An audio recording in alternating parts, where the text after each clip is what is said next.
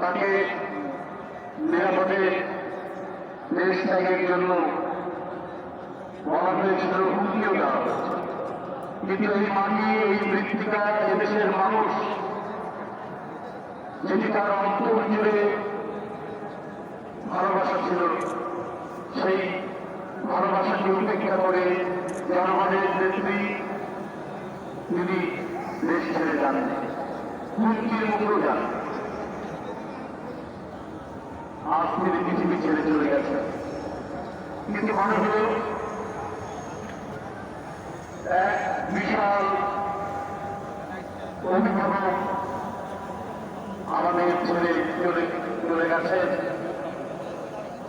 যে অভিভাবকের ছায়ার নিচে আমাদের নিরাপদ মনে শত সংকট এবং সঙ্গের মাঝেও মনে হতো নিজেকে অনেকটা নির্ভরশীল। তিনি আজ